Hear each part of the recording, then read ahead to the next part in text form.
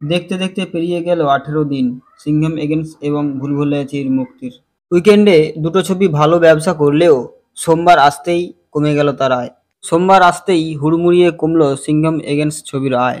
18তম দিন বক্স অফিসে ছবিটি মাত্র 1 কোটি টাকাই তুলতে পেরেছে বলে জানা গেছে। ফলে তৃতীয় সোমবার 18ই নভেম্বরে ব্যবসার পর বর্তমানে সিংঘম এগেন্স ছবির আয় 231 কোটি 85 লাখ টাকায় দাঁড়িয়েছে। শুরুর দিকে ঝাঁকিয়ে ব্যবসা করলেও সময়ের সঙ্গে টুকটুক করে স্লথ হচ্ছে রোহিত শেট্টির ছবির আয়। প্রথম সপ্তাহে এই ছবিটি 171 কোটি টাকা ব্যবসা করে। দ্বিতীয় সপ্তাহে সেটা কমে 47 কোটি 50 লাখ টাকা হয়।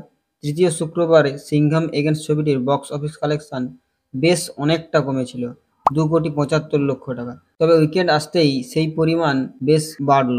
শনিবার 16ই নভেম্বর ছবিটি বক্স অফিসে 3 কোটি 35 লাখ টাকার ব্যবসা করেছে। মুক্তির পর তৃতীয় রবিবার অজয়ের ছবিটি বক্স অফিসে 4 কোটি 25 লাখ টাকা ব্যবসা করেছে।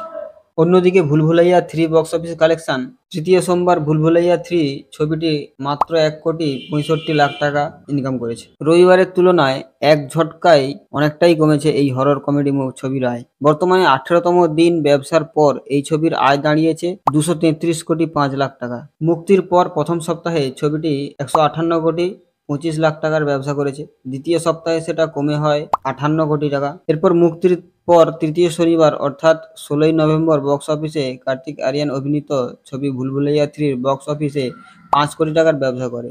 গত শুক্রবারের তুলনায় বেশ অনেকটা আয় করেছে এই ছবি।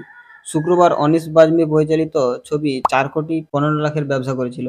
17তম দিন বক্স অফিসে ভুলভুলাইয়া 3 ছবিটি 6 কোটি টাকার ব্যবসা করেছে। সিংঘম এগেন্স ছবিটি পরিচালনা করেছেন রোহিত শেট্টি। ছবিতে মুখ্য ভূমিকায় দেখা গিয়েছে অজয় দেবগন, করিনা কাপুর, অক্ষয় কুমার, টাইগার শ্রফ, রণবীর সিং, দীপিকা পাডুকোন প্রমুখকে। খলনায়ক হিসেবে ছিলেন অর্জুন কাপুর। এই ছবির গল্পে রামায়ণের ছোঁয়া রাখা হয়েছে এবং ভুলভুলাইয়া 3 ছবিটি ভুলভুলাইয়া ফ্র্যাঞ্চাইজির তৃতীয় ভাগ এবং ব্যবসার নিরিখে সবথেকে এগিয়ে আছে। এই ছবিটি রুহু বাবার চরিত্রে দেখা গিয়েছে কার্তিক আরিয়ানকে, সঙ্গে ছিলেন বিদ্যা বালন, মাধুরী দীক্ষিত, তৃপ্তি ডিমরি প্রমুখ। অনিস বাজমি ছবিটি পরিচালনা করেছেন।